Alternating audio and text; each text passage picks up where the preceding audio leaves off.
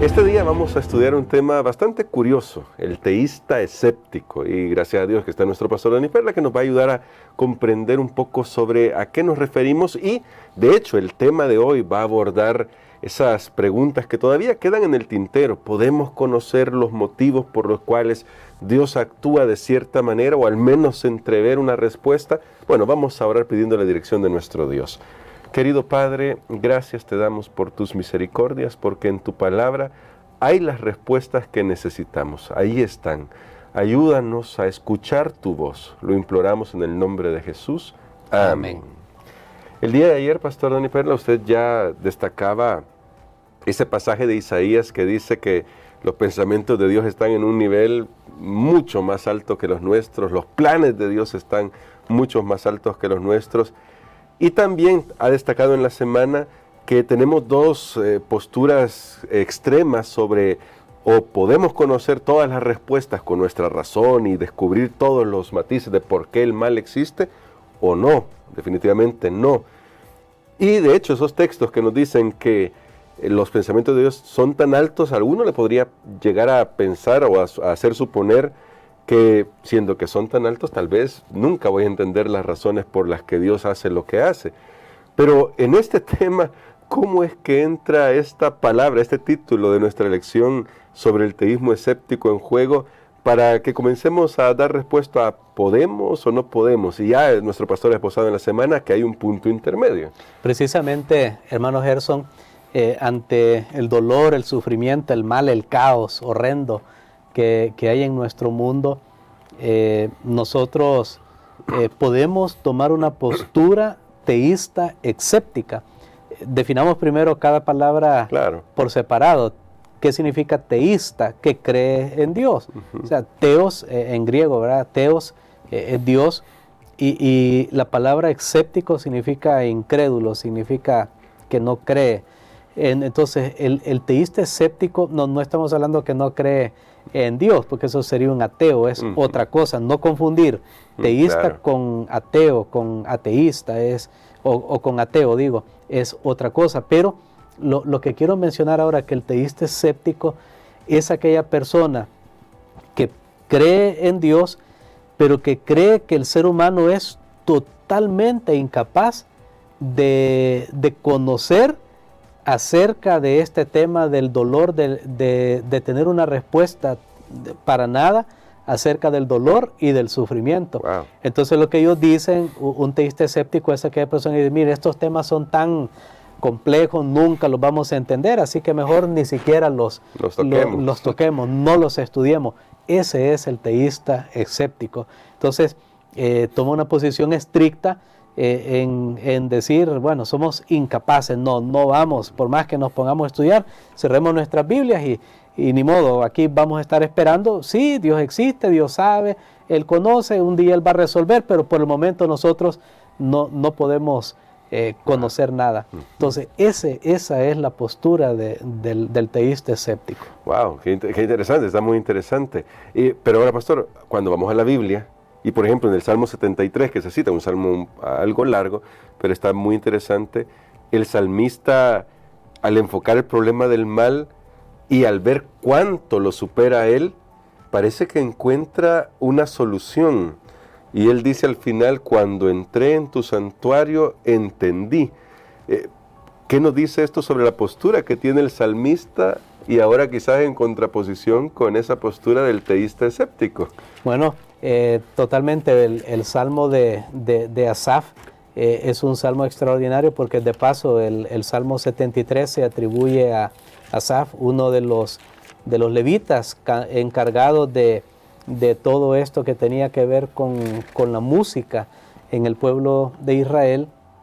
Y Asaf, no sé qué prueba, qué problema pasó él, pero a él lo desconcertó el problema del mal, del sufrimiento en este mundo, que por un lado el justo sufre, por otro lado al impío le va bien, porque a ambas cosas se ven como una injusticia. O sea, que alguien que ha hecho todo bien le vaya mal, y alguien que ha hecho todo mal le vaya bien, ambas cosas. Entonces, cuando el salmista reconoce y dice Asaf, por poco resbalaron mis pies. O sea, este es un tema en el que muchos han tropezado. Nosotros vivimos una pandemia y podemos ver claramente tanto efecto negativo, secundario, colateral que hubo relacionado a esta pandemia, y cuando hay una prueba, una situación a esta escala, pues definitivamente deja muchas preguntas. Pero entonces Asaf nos muestra que aunque nosotros no tenemos todas las respuestas por qué algo sucede, que sería un extremo, creer, bueno, ya me leí el libro de Job, y ya sé por qué estoy sufriendo. No es así, pero Asaf nos muestra que hay un marco donde yo puedo tratar, donde puedo ubicar este tema, y que entonces me da algunos puntos de referencia, y aunque no he llegado al final, pero sin embargo sé cuál es el camino que lleva todo esto. Okay. Y entonces Asaf dice, ese marco de referencia a mí, dice Asaf, me lo dio el santuario. En el santuario vale la pena pues leer todo el Salmo. Tal vez vamos a ver, porque no es bueno que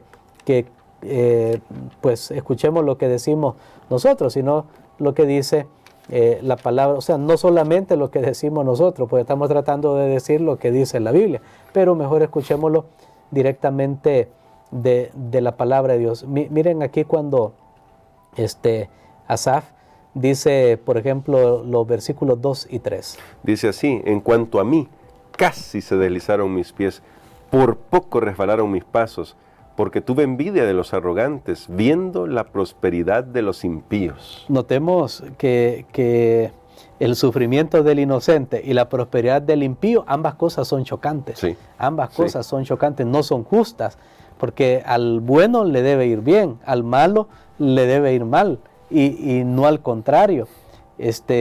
Sin embargo,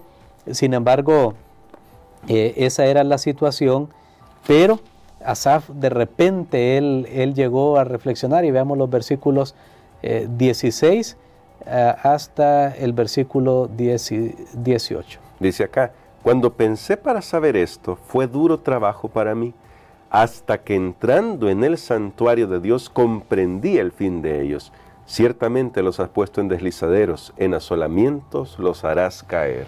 Muy bien, Asaf comprendió, y esto es bien importante, que el sufrimiento, el mal, el dolor no son para siempre. Amén. Y esto es algo que debemos comenzar. Tiene final, Amén. Tiene fecha de expiración, tiene límite, tiene fecha de caducidad. Nosotros no la conocemos, pero está allí. Y entonces Asaf comenzó a ver, y el santuario proveyó para él un marco, porque de hecho el santuario es una muestra de cómo Dios trata con el pecado, desde la expiación del pecado hasta la destrucción final del pecado, y esto le ayudó a él. Sin embargo, en medio de eso, hermano Gerson, Asaf dice que Dios lo estuvo sosteniendo. Miren, bueno, este es un capítulo precioso, interesante, que vale la pena estudiarlo mucho más, pero noten lo que dice versículo 21 hasta el versículo, hay tanto lindo, pero hasta el 25, vamos a leer por el tiempo. Dice así: se llenó de amargura mi alma, y en mi corazón sentía punzadas, tan torpe era yo que no entendía, era como una bestia delante de ti. Con todo, yo siempre estuve contigo, me tomaste de la mano derecha, me has guiado según tu consejo, y después me recibirás en gloria. ¿A quién tengo yo en los cielos sino a ti? Y fuera de ti nada deseo en la tierra. Noten cómo Asaf pasó de la envidia, y la Biblia dice, miren, no envidias al malo, porque un día no va a ser, no va a estar. Y Asaf dice, sino mi alma, sino de amargura mi alma. Qué triste es eso cuando pasamos por el dolor, el sufrimiento, y lo que hacemos es llegar a esa envidia, esa amargura. ¿Por qué? Y sin embargo, Asaf dice, yo siempre estuve contigo. Él se aferró. De hecho, ¿cómo comienza este salmo? Sí. Aunque él va a expresar adelante el conflicto que tuvo, pero él lo comienza de una manera magistral, positiva, versículo 1. Sí, dice, ciertamente es bueno Dios para con Israel, para con los limpios de corazón. Y este es el punto, hermano Gerson, en medio del dolor y del sufrimiento, llegar a decir, Dios es bueno. Dios es bueno. Dios es bueno. si no entiendo lo que está pasando, pero Dios es bueno. Todavía no hemos tocado alguna respuesta que vamos a estar dando por qué Dios permite el dolor y el sufrimiento, pero tal vez solo ahora quiero mencionar lo siguiente, y es que tenemos que entender, aceptar como Asaf lo aceptó, que si Dios permite algo, es porque el no permitirlo, y hablemos de algo malo, pues claro, si Dios permite algo bueno, pues no hay problema, ¿verdad?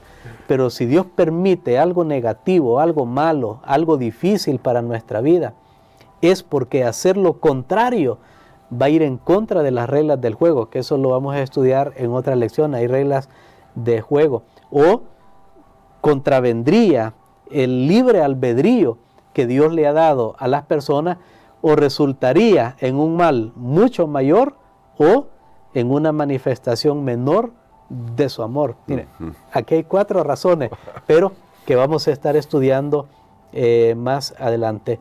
Entonces, cuando no tenemos una revelación divina clara, por qué está pasando algo, no sabemos cuál de estas se aplica, por qué Dios permitió esto, y es inútil y aún perjudicial especular. Entonces Asaf nos muestra esto: cuidado con la especulación, y simplemente, si en medio del dolor, hermano Gerson, del sufrimiento, del caos en este mundo y en nuestras vidas, podemos decir, ciertamente Dios es bueno, hemos ganado bastante. Amén. Y para terminar, pastor, quizás como un llamado a que nosotros reflexionemos sobre lo mismo que reflexionó Asaf. ¿Cuán importante entonces que le dediquemos tiempo al estudio de esta doctrina del santuario? Y lo planteo así, puede ser que parezca que está fuera del tema, pero no, porque si Asaf encontró consuelo en el santuario, ¿por qué es importante que nosotros dediquemos tiempo a ese estudio? Y cuán perjudicial es que de repente a veces parece que hay personas que han visto este tema y dicen, ya el santuario no tiene ninguna relación con nosotros, y ha quedado ese tema en el olvido. Bueno, al contrario, creo que adquiere más relevancia por las cosas que están viniendo sobre este mundo, sí, y que cada vez más vemos claro que el mundo no va para un momento mejor, va para situaciones muy desafiantes, pero entonces nosotros tenemos ya respuestas en el pasado. Tenemos la cruz de Cristo que nos ha dado esa respuesta. Al final, la gran revelación del amor y la justicia de Dios, y el santuario nos muestra, porque tenía el esquema del holocausto, del altar del sacrificio, que es lo que vemos hacia atrás. Jesús ya vino y murió, pero también vemos hacia adelante, hacia la revelación suprema de Dios, y voy a decirlo tal vez con una palabra: escatología. Escatología son los eventos finales. O sea que los eventos finales, precisamente, que faltan por suceder, son los que nos van a revelar finalmente, son los que nos van a revelar finalmente lo que nosotros necesitábamos conocer. Y el santuario nos muestra eso, desde ese momento hasta el final, cómo Dios trata con el pecado, y lo habían mencionado antes. Por eso vale la pena que tengamos una comprensión que nos ayude para conocer el amor y la justicia de Dios manifestándose en medio de las dificultades de este mundo. Amén. Así que queremos invitarle a que usted estudie esos temas. Tenemos muy buena literatura para que usted pueda aprender. Queremos, pastor, que ore por nosotros para que tengamos esa confianza. Me gustaba lo que usted decía: si en medio de las pruebas y el dolor podemos decir, Dios es bueno, ciertamente Dios es bueno, hemos ganado. Que Dios nos ayude a tener esa confianza para poder decir esas palabras desde el corazón. Amén. Padre, te damos gracias, Señor, porque tú eres bueno, porque para siempre es tu misericordia. Eres bueno todo el tiempo. Gracias, Señor, porque podemos descansar en tu amor. Si en este momento hay alguien que me escucha, Señor, que está pasando una tremenda crisis y es difícil ver una luz, ilumínalo, Señor, con tu espíritu, y lleva consuelo a ese corazón, lleva esperanza. Y aún si nosotros mismos, Señor, tenemos que pasar en medio del dolor y del sufrimiento extremo, ayúdanos para que también nuestra fe sea una fe extrema, que se aferre a ti a pesar de las dificultades. Lo pedimos en el nombre de Jesús. Amén. Amén.